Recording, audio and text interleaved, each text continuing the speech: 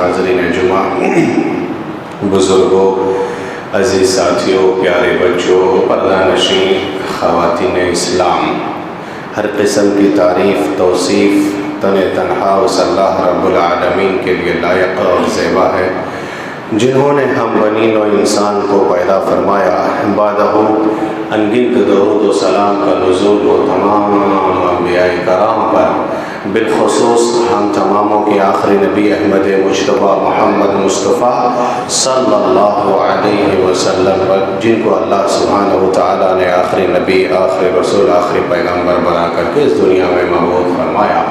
اللہم صلی وسلم وبارک علیہ۔ سامعین کرام، آج سے 1500 سال پہلے اس دنیا میں کفر، شرک، قتل و غارت گری، زناکاری، بدکاری، جوا، شراب نوشی عام تھی۔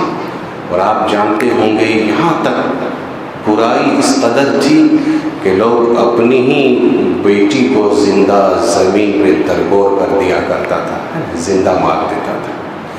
اللہ سبحانہ و تعالیٰ نے انسانوں کی رشد و ہدایت کے لیے ہمارے آخری نبی جناب محمد رسول اللہ صلی اللہ علیہ وسلم کو مبعوث فرمایا۔ آپ صلی اللہ علیہ وسلم کی دعوت پر، آپ صلی اللہ علیہ وسلم کی تبلیغ پر سب سے پہلے جن لوگوں نے ایمان لایا وہ صحابہ کرام تھے، ہے نا؟ صحابہ کرام تھے۔ صحابہ کرام نے اس دین کے لیے، اسلام کے لیے اپنی جان، مال، سب کچھ قربان کر دیا۔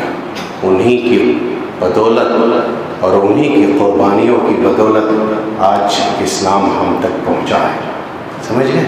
انہی کی قربانیوں کی بدولت اللہ سبحانہ و تعالیٰ نے جب ان لوگوں نے سب کچھ اللہ کے لیے لٹا دیا، قربانی دے دی، سب کچھ قربان کر دیا اور تیار رہتے تھے، تو اللہ سبحانہ و تعالیٰ نے ان لوگوں کے لیے بہت بڑا معجزہ دنیا کے اندر سنایا۔ وہ کیا؟ رضی اللہ عنہم ورضوا عنہ۔ یہ کسی کو اللہ سبحانہ و تعالیٰ نے نہیں دیا۔ اللہ ان لوگوں سے راضی، یہ بھی اللہ سے راضی۔ بہت بڑا سرٹیفکیٹ اور بہت بڑا مستحق۔ میرے بھائیوں، گزشتہ جمعہ کو میں نے صحابی رسول میں سے ایک صحابی سیدنا عثمان غنی رضی اللہ عنہ کی سیرت پر کچھ باتیں بتائے تھے۔ آج انشاءاللہ تذکرہ کریں گے صحابہ کرام ہمارے لیے مثال کیوں ہے، کیوں ہے صحابہ کرام ہمارے لیے مثال، سمجھ گئے؟ کیوں ہے صحابہ کرام ہمارے لیے مثال؟ دیکھیے، بہت بڑی دولت ہے ایمان کی دولت، ہے کہ نہیں؟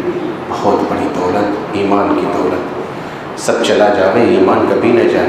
اگر ایمان کا سودا ہو گیا دنیا کے اندر، آخرت برباد ہو جائے گی، آخرت ختم ہو جائے گی۔ صحابہ کرام ہمارے لیے مثال ہیں۔ ان کا ایمان کیا تھا؟ کچھ ایک دو چیزیں بتائیں گے کہ دیکھیں صحابہ کرام ہمارے لیے مثال کیا۔ سب سے پہلی چیز ہے کہ صحابہ کرام کا ایمان کیسا تھا، ان کا ایمان۔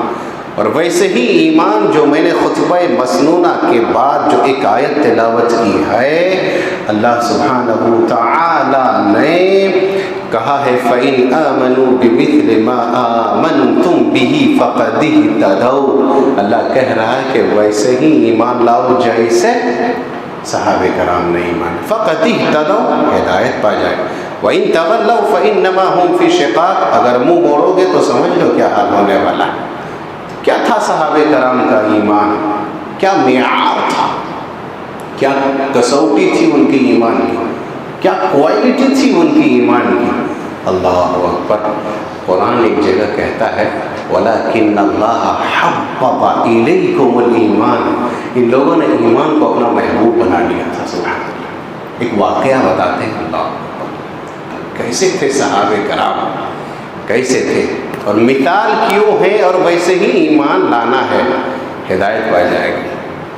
ایک صحابی تھے، اس کا نام تھا حضرت عبداللہ ذوالبجادین۔ شاید ان کی تاریخ یا واقعہ کبھی آپ سنے ہوں گے۔ کبھی ذوالبجادین کا مطلب ہوتا ہے دو کمبل والا، دو کمبل والا۔ مسئلہ یہ تھا، اسلام قبول کر لیا تھا انہوں نے، باپ نہیں تھا ان کا، نہیں باپ وفات پا گیا تھا، ماں تھی، غریب تھے یہ صحابی، کچھ نہیں تھا ان کے پاس، چچا مالدار تھا، چچا پرورش کرتا تھا، ان کی کفالت، ان کی دیکھ ریکھ سب کچھ چچا کرتا تھا۔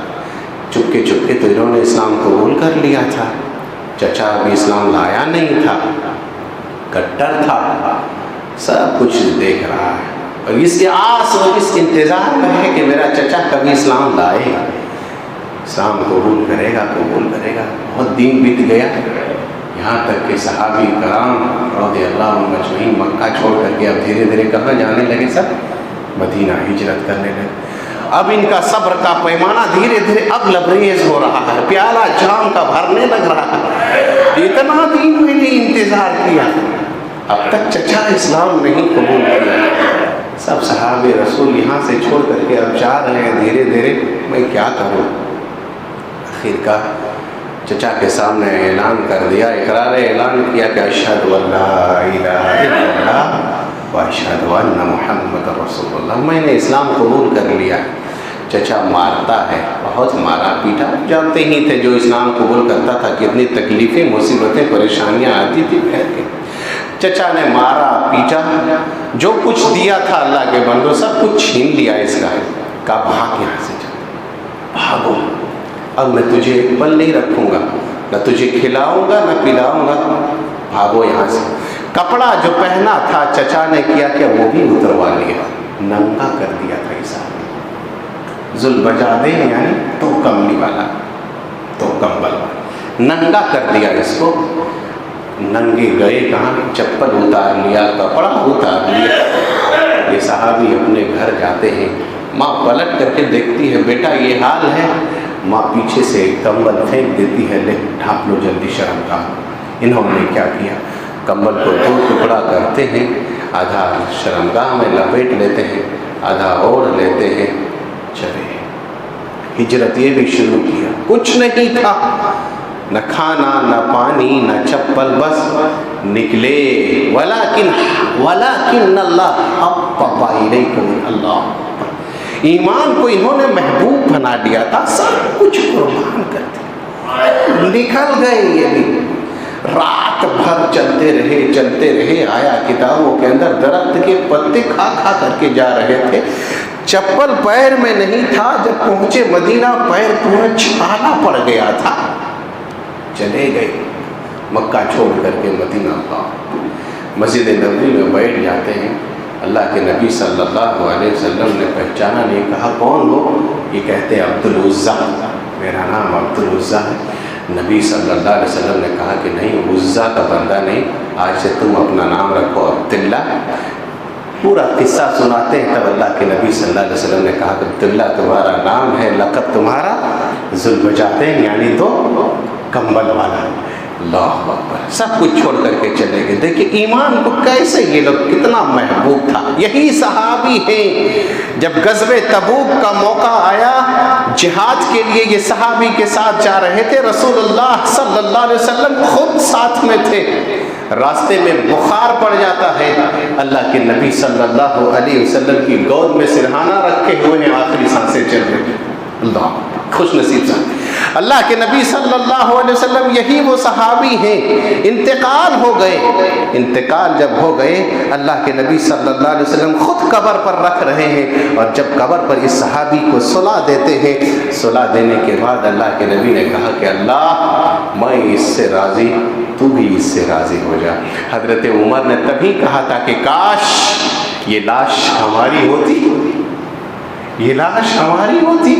عبداللہ ابن مسعود نے بھی یہی سوچا تھا کہ کاش آج قبر پر پڑنے والا میں ہوتا، جو اللہ کے نبی نے دعا دیا، کہا کہ اللہ تو بھی اس سے راضی ہو جا۔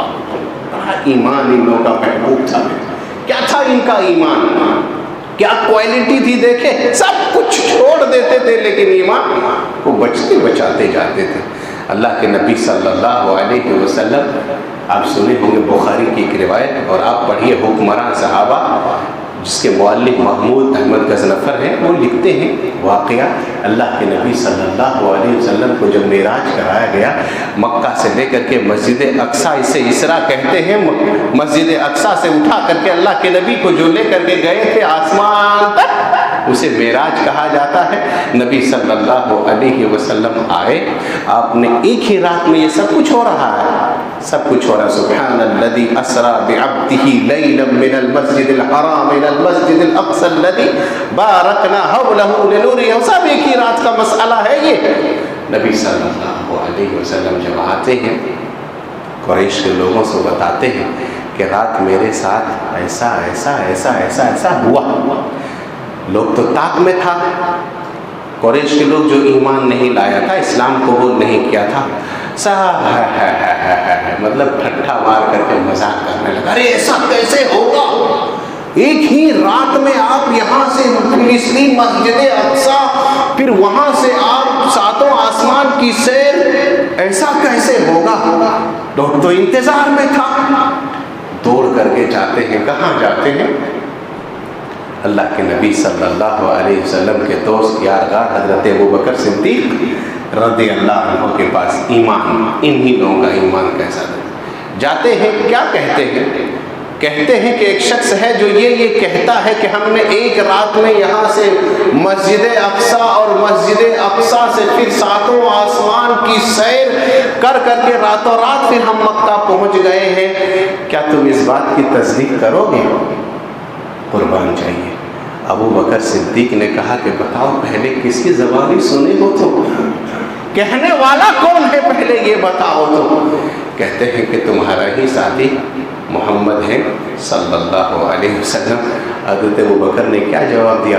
کہا اگر محمد صلی اللہ علیہ وسلم کہنے والا ہے تو میں اس سے بھی دور کی بات کی تصدیق کرتا ہوں کہ یہ بات 100% سچ ہے۔ اللہ، کسی بھی طرح کا کوئی معاملہ ہے، سچ ہے۔ ان لوگوں نے تصدیق کیا، ان لوگوں نے نبی صلی اللہ علیہ وسلم کی دعوت پر جب لبیک کہا تو سب کچھ قربان کر دیا، ایمان کو بچایا۔ ایمان بڑی پیاری چیز ہے میرے بھائی، اسی لیے صحابہ کرام کی طرح کہا کہ تم بھی ایمان لاؤ۔ صحابہ کرام ہمارے لیے مثال ہے۔ کیوں مثال ہے؟ صحابہ کرام ہمارے لیے اس لیے مثال ہے کہ اس کی سمع، اس کی طاعت، یعنی نبی صلی اللہ علیہ وسلم کی بات، آپ صلی اللہ علیہ وسلم کے قول، آپ صلی اللہ علیہ وسلم کچھ حکم دیتے تھے، صحابہ کرام کا مجال نہیں تھا کہ ٹالتے کہ نہیں اللہ کے نبی ٹھیک ہے، ایسا ہے ویسا ہے ویسا ہے۔ آپ دیکھیے نبی صلی اللہ علیہ وسلم حکم دیتے تھے، صحابہ کرام فوراً سمعنا واتعنا، یعنی اللہ صحابہ کرام فوراً سمعتا، اس کی بات کو فوراً قبول کرتے تھے، مانتے تھے۔ آپ جانتے ہوں گے، مثال ہے ہمارے لیے، شراب ابھی حرمت نہیں نازل ہوئی تھی، واقعہ آپ جان رہے ہیں، دھیرے دھیرے شراب کو حرام کیا گیا تھا۔ کیوں؟ لت لگ چکا تھا سب، ایک بیک حرام کر دیتے تو مسئلہ اچانک نہیں کیا، شراب کو اچانک نہیں حرام کیا، دھیرے دھیرے پہلے شراب کو اللہ سبحانہ و تعالیٰ نے حرام کیا۔ کیسے حرام کیا؟ اللہ سبحانہ و تعالیٰ نے قرآن مقدس کی پہلے آیت نازل کر دی، پہلی آیت اترتی ہے، یسألونک عن الخمر والمیسر، پوچھتے ہیں لوگ آپ سے شراب کے بارے میں، قل فیہما اثم کبیر، اس میں گناہ زیادہ ہے، ومنافع للناس، فائدہ کم ہے۔ یہ پہلی آیت اترتی ہے، یعنی ابھی حرام نہیں ہوا، کہا کہ اس میں نفع زیادہ کم ہے، نقصان زیادہ ہے۔ یہ ایک آیت اترتی ہے، اس کچھ دن کے بعد شراب کی ایک دوسری آیت اترتی ہے۔ کیا؟ شراب کی ایک دوسری آیت اترتی ہے، یا ایھا الذین آمنوا لا تقربوا الصلاة وانتم سکارى، مشہور آیت ہے کہ لوگوں نشے کی حالت میں نماز کے قریب مت جاؤ، شراب پی کر کے نماز کے۔ صحابہ کرام اب سمجھ رہے تھے، کہا کہ بھائی دیکھو تو نماز تو پڑھنا ہے ہی ہے، نماز چھوڑنا تو ہے نہیں ہے، لیکن شراب پی کر کے مسجد کیسے جائے گا، اس لیے نماز چھوٹ جائے گی۔ اور جانتے تھے یہ لوگ کہ نماز تو چھوڑنا نہیں ہے ہم لوگوں کی طرح، ہے کہ ہم لوگ تو بھائی جان بوجھ کر کے ہم سے نماز چھوٹ رہی ہے، اور ہم لوگ کہتے ہیں نہیں ہم تو پکے سچے بندے مومن ہیں، ہم تو پکے سچے مسلمان ہیں، نماز نہیں چھوڑتے۔ تو کوئی بھی ایک دلیل یا ایک واقعہ یا ایک حدیث ایسا کوئی دکھا دے کہ نہیں صحابہ کرام جان بوجھ کر کے ادھر نماز ہو رہی ہو، ادھر صحابہ کرام کہیں بیٹھ کر کے گپ شپ کر رہا ہو، کوئی کہیں جانتا ہو کہ صحابہ کرام نے ایسا کیا ہوگا؟ بھائی صحابہ کرام تو یہی سوچتے تھے، وہ لوگ دیکھتے تھے کہ ہم لوگ تھوڑا جانچیں کہ کس کا ایمان کتنا ہے، واقعی پکا سچا مومن کون ہے، اسی لیے ایک معیار قائم کر دیا تھا کہ عشاء اور فجر کی نماز میں ہم لوگ دیکھیں گے مسجد کے اندر کہ کون آ رہا ہے مسجد کے اندر۔ نہیں آتا تھا تو صحابہ کرام کی شک تھوڑا لگنے لگتا تھا کہ واقعی لگتا ہے کہ ان کے پورا دن ایمان مطمئن نہیں ہے، ان کے دل میں کفر ہوگا، نفاق ہوگا، تب تو مسجد نہیں آ رہا ہے، ورنہ نماز کس کی حالت میں تو معاف نہیں ہے کہ نہیں؟ معاف نہیں۔ ارے صحابہ کرام مثال تو وہ ہے، رجال لا تلہیہم تجارت عن بیع ولا ذکر اللہ، بڑے بڑے بزنس مین تھے صحابہ کرام بھی، بڑے بڑے دکاندار تھا صحابہ کرام کا بھی، لیکن صحابہ کرام کی ان کی بزنس، ان کی تجارت اللہ کے ذکر سے کبھی غافل نہیں کیا، کبھی غافل نہیں کیا۔ آپ سیرت اٹھائیے گا اللہ کے بندوں، کبھی ضرور پڑھیے گا عبد الرحمن بن عوف کا واقعہ۔ عبد الرحمن بن عوف کا واقعہ، بہت بڑے مالدار تھے، کہتے ہیں کہ میں مٹی بھی چھوتا تھا تو سونا بن جاتا تھا، مطلب اتنا لک تھا، بہت بڑے مالدار۔ کیا ہے ہم اور آپ ان کے؟ نہیں، ہم لوگ جو کہتے ہیں کہ یہ دکان کون بیٹھے گا، کون بیٹھے گا یہاں پر، نماز چھوڑ دو لیکن دکان نہ چھوٹے۔ عبد الرحمن بن عوف کے بارے میں آتا ہے اللہ اکبر، بہت بڑے مالدار صاحب، بہت بڑے ورثہ میں متردہ میں اتنا چھوڑ دیا تھا، اتنا چھوڑا تھا، شاید مجھے کنفرم نہیں کہا کہ جتنے صحابی ہیں کتنے دینار کہا سب کو ملنا چاہیے، اللہ وہ تو بہت بڑے مالدار صحابی تھے عبد الرحمن بن عوف، لیکن کبھی نماز ان سے چھوٹی ہے؟ بتائیے، اتنے بڑے تجارت میں آپ نہیں جانتے ہو، واقعہ بتاتے سمجھ میں آتا۔ عمر بن خطاب رضی اللہ عنہ کو یہی ابھی ایک محرم آ رہا ہے، اس لیے صحابہ کرام کی مثال بتا رہے ہیں، ایک محرم الحرام کو عمر بن خطاب رضی اللہ عنہ کو پیچھے سے چھرا لے کر کے، خنجر لے کر کے پیٹھ میں کھونپ دیا تھا ابو لولو فیروز نے، کھونپ دیا تھا۔ عبد الرحمن بن عوف جس کو اللہ کے نبی صلی اللہ علیہ وسلم نے جنت کی گارنٹی دی تھی، لکھ دیا تھا، ان کو کنفرم تھا، معلوم تھا کہ مرنے کے بعد ہمارا ٹھکانہ جنت ہوگا، کیوں یہ عشر مبشرہ میں سے تھے، اور اللہ کے نبی صلی اللہ علیہ وسلم نے نام لے کر کے کہا تھا جو 10 صحابی تھے عشر مبشرہ کا، ان میں عبد الرحمن بن عوف بھی تھے، کہ عبد الرحمن بن عوف آپ بھی جنتیوں میں، گارنٹی تھا۔ لیکن کبھی نہیں کہا کہ بھائی ہم تو خریدے ہیں جنت، ہم کیا نماز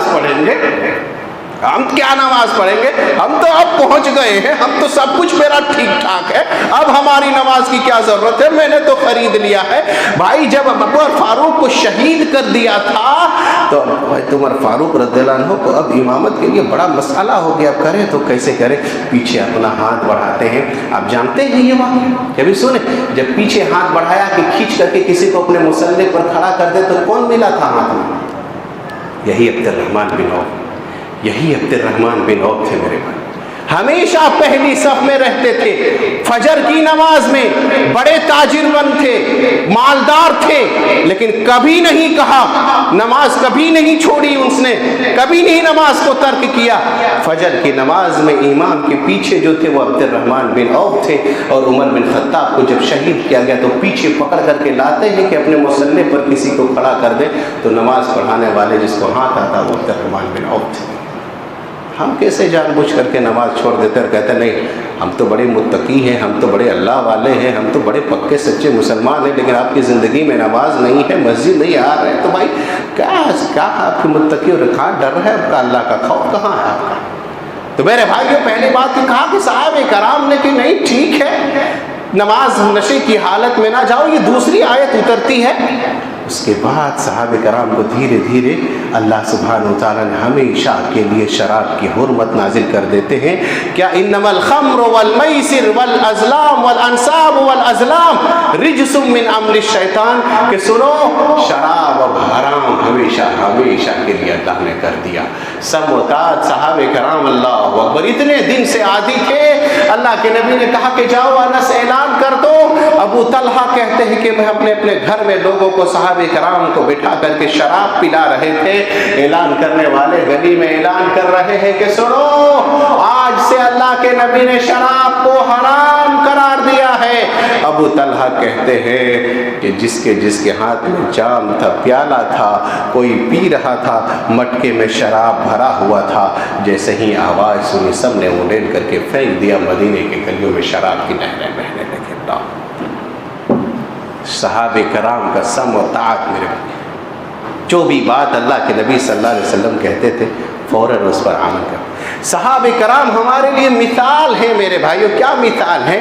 صحابہ کرام مثال یہ ہیں، وہ بھی ہماری ہی طرح انسان تھے، بشر تھے، غلطیاں اس سے ہوتی تھی، خطائیں اس سے بھی ہوتی تھی، لیکن فوراً اللہ سے وہ رجوع کرتے تھے، بضد نہیں ہوتے تھے، اصرار نہیں کرتے تھے۔ اور اللہ کے بندوں جب وہ توبہ کرتے تھے، جب وہ اللہ سے خطائیں اپنے گناہوں کی معافی مانگتے تھے، اللہ سبحانہ و تعالیٰ معافی کا پروانہ، ان کی مغفرت کا پروانہ قرآن مجید کے اندر اللہ نے نقل کر دیا تھا۔ غزوہ تبوک کا واقعہ آپ اٹھائیے، روتے رہے۔ تو صحابہ کرام بھی انسان تھے، غلطیاں، لیکن کتنا جلدی توبہ کرتے تھے۔ اور صحابہ کرام ہمارے لیے مثال یہ ہے۔ عبداللہ ابن مسعود خود کہتے ہیں، ہم لوگ دیکھیے اتنے بڑے بڑے گناہ کرتے ہیں، اتنے بڑے بڑے گناہ، لیکن ہم لوگ، عجیب بات یہ ہے کہ ہم لوگ گناہ کو گناہ ہی نہیں سمجھتے۔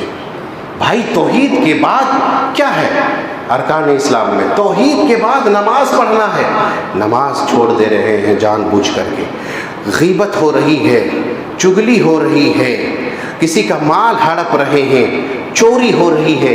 اتنے بڑے بڑے جرم کو ہم جرم اور گناہ کبھی سمجھے ہی نہیں۔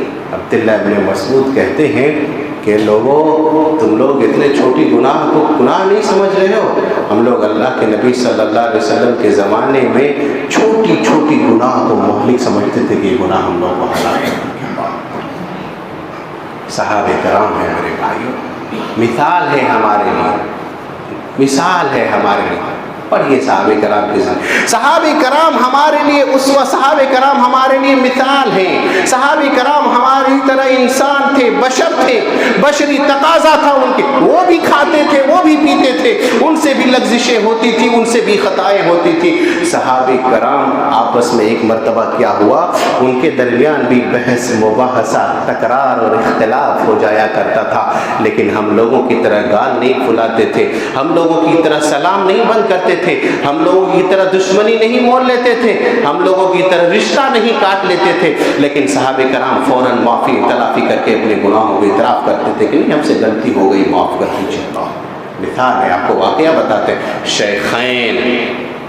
شیخین سے مراد ابو بکر صدیق رضی اللہ عنہ اور عمر بن خطاب رضی اللہ عنہ۔ کسی معاملے میں بات چیت میں تھوڑا سا بحث و مباحثے میں تھوڑا تکرار ہو گیا، تھوڑا اختلاف ہو گیا، ابو بکر صدیق نے کچھ حضرت عمر کے ساتھ زیادتی کر دی۔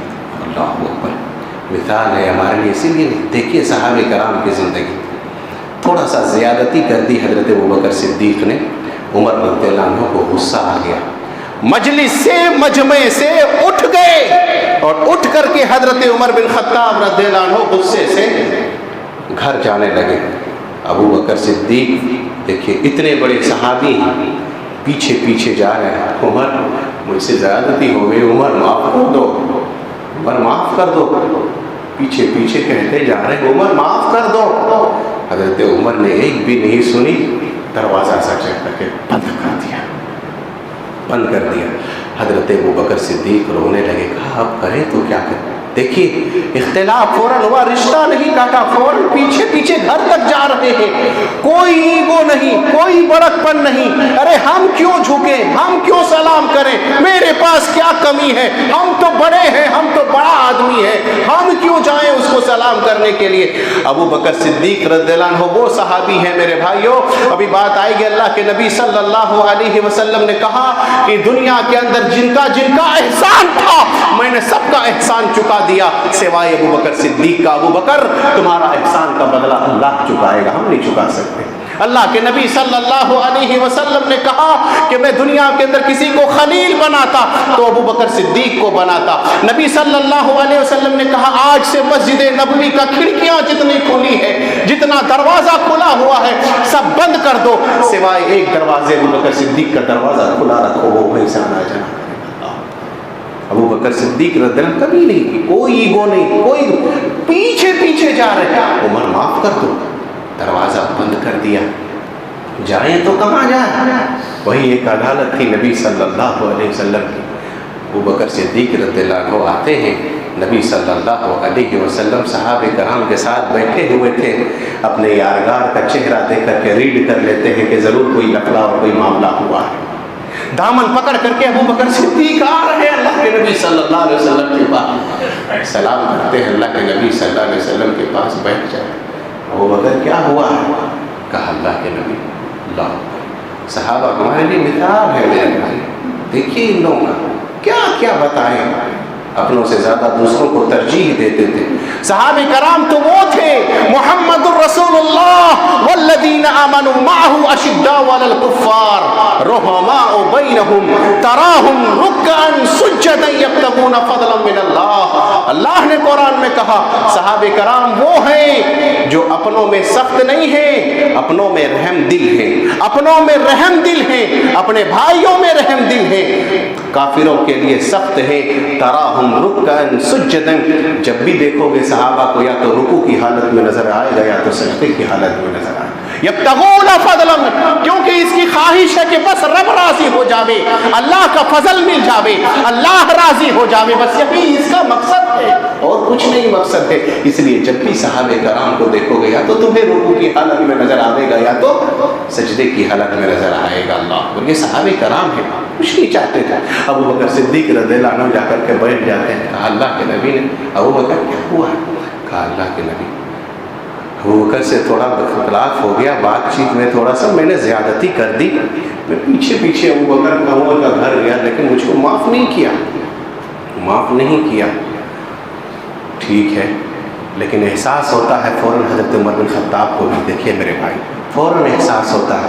ہم لوگوں کے یہاں کتنی دشمنیاں ہیں جو سالوں سے پنپ رہی ہیں، لوگ ایک دوسرے کو معاف کرنا نہیں چاہتے۔ نہیں، اللہ کے بندو معاف کرو، معاف کر دینے سے، میں بار بار یہ کہتا ہوں، معاف کر دینے سے کوئی چھوٹا نہیں ہوتا۔ میرے نبی کی تعلیم ہے کہ معاف کر دینے سے کوئی چھوٹا نہیں ہوتا۔ جو سلام میں پہل کرتا ہے وہی سب سے بہتر ہوتا ہے، یہ میرے نبی نے بتایا اللہ کے بندو۔